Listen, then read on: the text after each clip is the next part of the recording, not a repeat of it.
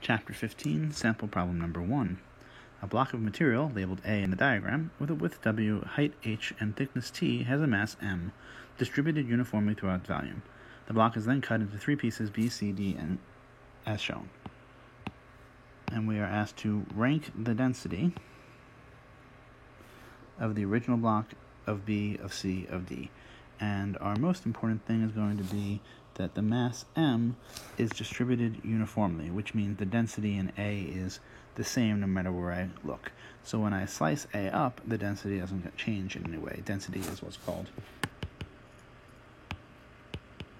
intrinsic.